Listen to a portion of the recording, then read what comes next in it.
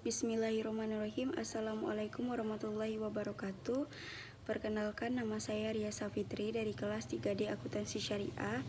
Baiklah, di sini saya akan menjelaskan kembali tentang peran pemasaran dalam Islam. 1. Terdapat beberapa peranan pemasaran dalam suatu bisnis maupun perusahaan. Sebutkan dan jelaskan. Ada beberapa peranan pemasaran dalam suatu bisnis maupun perusahaan. Yang pertama, dalam sektor bisnis, pemasaran sangat dibutuhkan untuk pengenalan produk berbagai perusahaan di bidang industri, pelayanan, penerbangan, perbankan, dan lain-lain. Yang kedua, dalam sektor non-profit, pemasaran kerap digunakan sebagai upaya promosi organisasi, perguruan tinggi, rumah sakit, dan berbagai kelompok kesenian atau komunitas lainnya untuk menarik peminatnya. Yang ketiga, dalam sektor internasional, pemasaran kerap digunakan oleh perusahaan multinasional yang bertujuan meningkatkan pemasaran global. 2. Bacalah surah Al-Qasas ayat 77. Jelaskan kandungan dari ayat ini dan apa hubungannya dengan pemasaran. A'udzubillahi minasyaitonirrajim. Bismillahirrahmanirrahim. Wabtaghi fima atakallahu darul akhirah wala tansa nasibaka minad dunya wa ahsin kama ahsanallahu ilaik wala tabghil fasada fil ard innallaha la yuhibbul mufsidin. Pada ayat ini, Allah SWT telah memerintahkan umat Islam untuk bekerja keras dalam mencari bekal kehidupan akhirat dan dunia secara seimbang.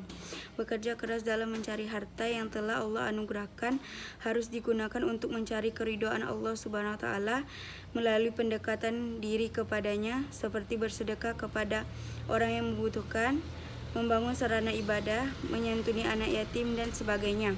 Bekerja keras tidak boleh dilakukan dengan merugikan orang lain, apalagi sampai merusak alam sekitar. Segala pekerjaan yang dilakukan dengan merusak alam secara brutal dan keji Allah adalah perilaku yang dibenci oleh Allah Subhanahu wa taala. 3. Apa yang dimaksud dengan harga yang adil? Harga adil adalah harga yang diperoleh berdasarkan kekuatan penawaran dan permintaan. 4. Bagaimana sistem pasar menurut Islam? Secara umum, munculnya pesan moral Islam dan pencerahan teori pasar dapat dikaitkan sebagai bagian dari reaksi penolakan atas sistem sosialisme dan sekularisme. Meskipun tidak seluruhnya kedua sistem tersebut bertentangan dengan Islam, namun Islam hendak menempatkan segala sesuatu sesuai dengan porsinya, tidak ada yang dirugikan, dan dapat mencerminkan sebagai bagian dari the holistic life, kehidupan duniawi dan ukhrawi manusia. Islam memberikan perhatian yang sangat besar terhadap kesempurnaan mekanisme pasar. Pasar yang bersaing sehat dengan mekanisme yang sempurna dapat menghasilkan harga yang adil bagi penjual maupun pembeli. Jika mekanisme pasar terganggu, maka harga adil tidak akan tercapai. Demikian pula sebaliknya, harga yang adil akan mendorong para pelaku pasar untuk bersaing dengan sempurna. 5. Sebutkan prinsip pasar dalam Islam dan jelaskan. Ada beberapa prinsip pasar dalam Islam. Yang pertama, adidah, yaitu semua transaksi yang dilakukan harus berlandaskan kerelaan antara tiap-tiap pihak. Yang kedua, persaingan sehat, yaitu semua mekanisme dan kegiatan dalam pasar akan aman jika terdapat persaingan yang sehat. Yang ketiga, kejujuran, yaitu pilar penting dalam Islam. Islam secara tegas melarang melakukan kebohongan dan penipuan dalam bentuk dan keadaan apapun, termasuk dalam mekanisme pasar.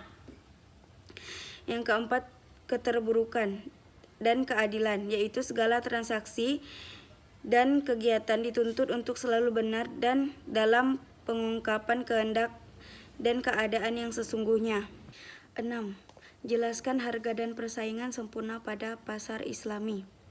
Dalam konsep Islam, pasar dapat berperan aktif dalam kehidupan ekonomi jika prinsip persaingan bebas dapat berlaku secara efektif. Intervensi harga dari berbagai pihak seperti negara maupun sektor pribadi lain dengan kegiatan monopolistik tidak diharapkan. Intervensi terhadap pasar hanya dapat dilakukan dalam keadaan darurat.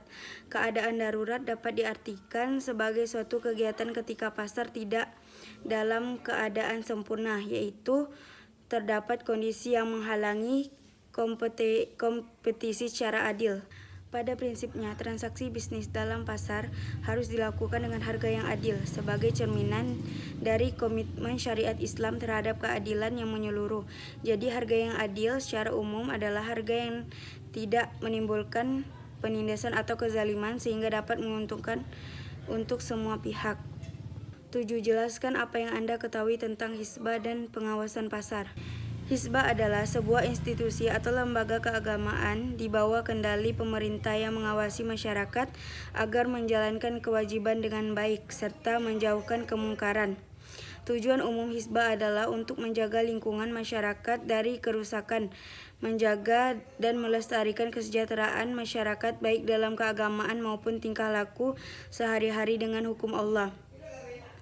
Hisbah tidak hanya bertujuan memungkinkan pasar dapat beroperasi dengan bebas dalam penentuan harga, upah, dan laba oleh kekuasaan permintaan dan penawaran, melainkan juga untuk menjamin bahwa semua agen ekonomi dapat memenuhi tugasnya masing-masing dan mematuhi peraturan hukum Islam yang berlaku.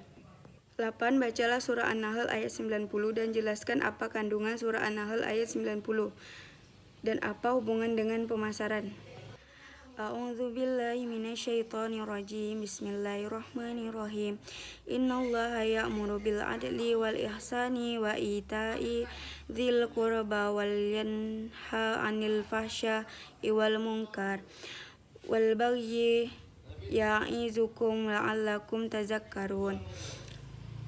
Isi kandungan dari surah An-Nahl ayat 90 ini adalah kita diperintahkan untuk berperilaku adil, perintah untuk berbuat kebaikan dan larangan melakukan perbuatan keji, kemungkaran dan permusuhan.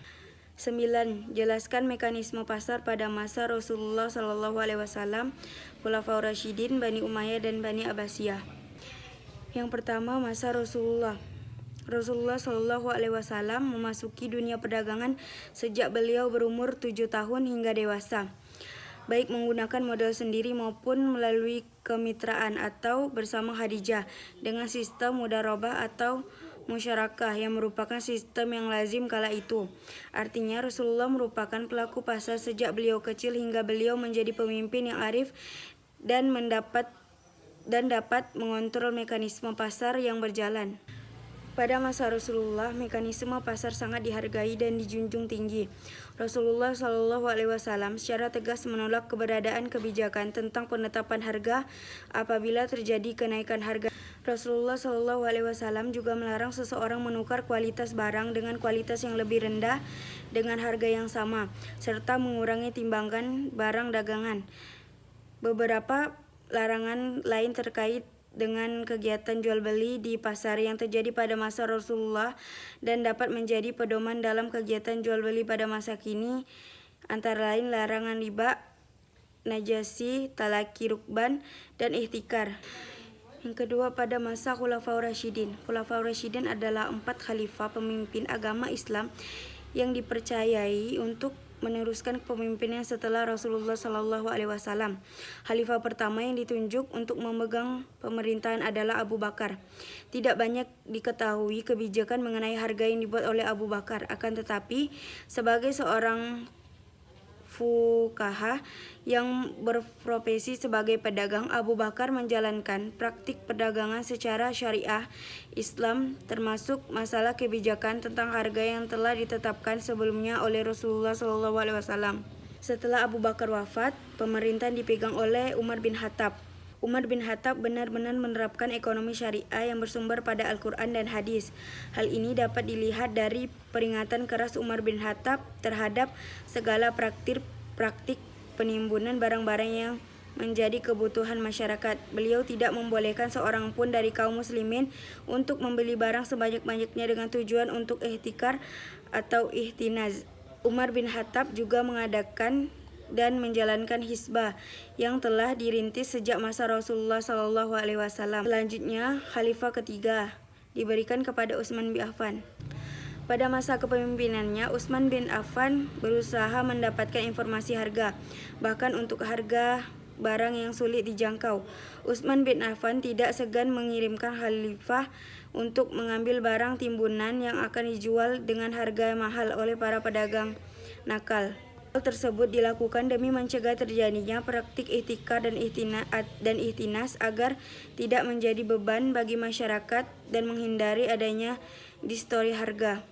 Selanjutnya, Ali bin Abi Thalib. Pada masa pemerintahan Ali bin Abi Thalib, kaum muslimin secara resmi mencetak uang sendiri dengan menggunakan nama pemerintahan Islam. Ketika mata uang masih diimpor, kaum muslimin hanya mengontrol kualitas uang impor. Akan tetapi setelah mampu mencetak uang sendiri, kaum muslimin secara langsung mengawasi penawaran. Yang ketiga, masa Bani Umayyah. Abu Yusuf merupakan fuqaha pertama yang menekuni tentang kebijakan ekonomi secara eksklusif. Salah satunya, beliau memperhatikan peningkatan dan penurunan produksi yang berkaitan dengan perubahan harga.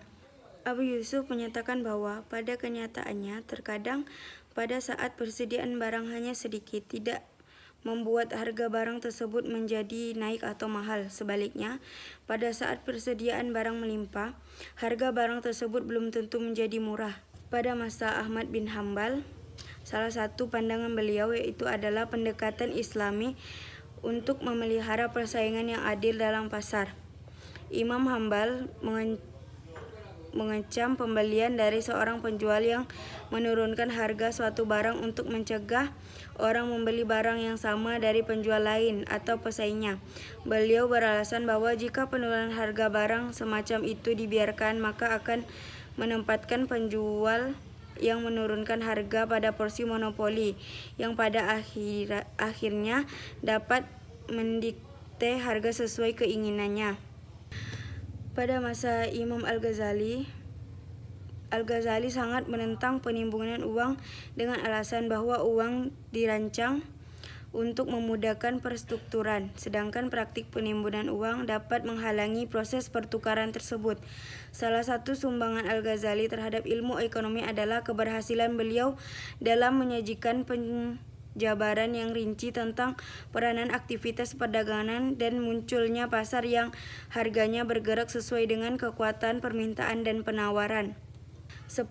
Apa yang dimaksud dengan kekuatan pasar atau market power? Kekuatan pasar atau market power merupakan suatu kemampuan pelaku pasar atau perusahaan dalam menaikkan harga baik barang maupun jasa dalam pasar. 11. Apa yang Anda ketahui tentang permintaan, harga barang, pendapatan konsumen, harga barang lain yang terkait, selera konsumen, ekspektasi konsumen, masalah penawaran, dan keuntungan. Permintaan adalah banyaknya jumlah barang yang diminta pada suatu pasar dengan tingkat harga tertentu, pada tingkat pendapatan tertentu, dan dalam periode tertentu. Harga barang. Pada umumnya, hubungan antara tingkat harga dan jumlah permintaan adalah negatif, yaitu semakin tinggi tingkat harga, maka semakin rendah jumlah permintaan. Begitu pula sebaliknya. Pendapatan konsumen. Semakin tinggi pendapatan seseorang, maka akan semakin tinggi daya tingkat beli orang tersebut. Harga barang lain yang terkait. Barang lain yang terkait adalah substitusi atau komplementer dari barang tersebut. Jika harga barang substitusi turun, maka permintaan terhadap barang tersebut akan turun karena konsumen beralih pada barang substitusi. Selera konsumen. Jika selera konsumen terhadap suatu barang tinggi, maka permintaan akan barang tersebut akan meningkat meskipun harganya tinggi. Begitu pula sebaliknya. Ekspektasi konsumen. Ekspektasi dibagi menjadi dua, yaitu ekspektasi positif dan ekspektasi negatif. Dalam hal ini, jika konsumen memiliki ekspektasi positif terhadap suatu barang, maka konsumen akan lebih terdorong untuk membeli barang tersebut. Begitu pula sebaliknya. Maslahah. Maslahah merupakan upaya meraih manfaat dan menghindarkan kemudaratan. Jika maslahah turun, maka jumlah barang yang diminta akan turun. Begitu pula sebaliknya. Penawaran adalah jumlah barang dan jasa yang tersedia dan dapat ditawarkan oleh produsen kepada konsumen pada tingkat harga selama periode waktu tertentu. Keuntungan merupakan bagian dari maslahah karena dapat mengakumulasi modal yang dapat digunakan dalam aktivitas lain. 12. Jelaskan konsep keseimbangan pasar dan ketidaksempurnaan pasar beserta solusinya dalam Islam. Keseimbangan pasar merupakan situasi ketika semua kekuatan yang ada dalam pasar, baik permintaan maupun penawaran, berada di dalam keadaan seimbang, sehingga setiap variabel seperti harga dan kuantitas yang terbentuk di pasar sudah tidak lagi berubah. Ketidakpastian pasar atau biasa disebut dengan distori merupakan suatu keadaan ekonomi yang tidak efisien, tidak sempurna, dan tidak seimbang dalam pasar sehingga mengganggu mekanisme pasar. Islam sangat memperhatikan keseimbangan pasar melalui mekanisme pasar yang sempurna. Oleh karena itu, ada beberapa solusi yang dapat dipertimbangkan dalam menghadapi ketidaksempurnaan pasar. Yang pertama, harga yang adil. Yang kedua, untuk mengembalikan kondisi pasar yang tidak sempurna diperlukan larangan terhadap faktor penyebab ketidaksempurnaan pasar itu sendiri, antara lain larangan terhadap praktik ikhtiar, najasi, tadlis, dan ba'i al-hadir lil badi. Yang ketiga, keterbukaan informasi diperlukan dalam mengatasi ketidaksempurnaan pasar. Keterbukaan informasi diperlukan untuk menghindari tiap-tiap pihak dari praktik penipuan dan penyimpangan lainnya sehingga dapat tercipta mekanisme pasar yang baik. Yang keempat, regulasi harga dapat dilakukan oleh pemerintah ketika pasar bersaing tidak sempurna dan dalam keadaan darurat. Keadaan darurat yang dimaksud antara lain terjadi ketidakadilan dalam pasar atau harga naik di luar kewajaran. 13. Jelaskan peranan pemerintah dalam mengontrol pasar. Dalam pasar, kerap kali diperlukan campur tangan pemerintah untuk menjamin kelancaran mekanisme pasar secara sempurna. Menurut Islam, negara atau pemerintah dalam kapasitas ulil amri memiliki kewenangan untuk melakukan intervensi dalam kegiatan ekonomi, baik dalam bentuk pengawasan, pengaturan maupun pelaksanaan kegiatan ekonomi yang tidak mampu dilakukan oleh masyarakat.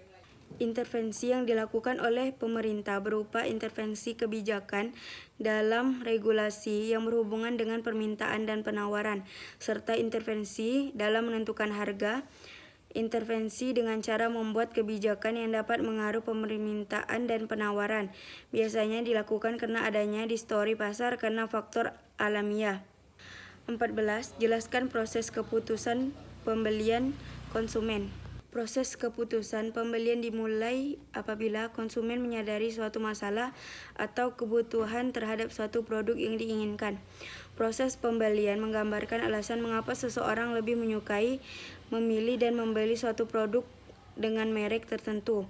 Proses keputusan pembelian terdiri dari 5 tahapan, yaitu pengenalan masalah, mencari informasi, evaluasi alternatif, keputusan pembelian, dan evaluasi pasca pembelian.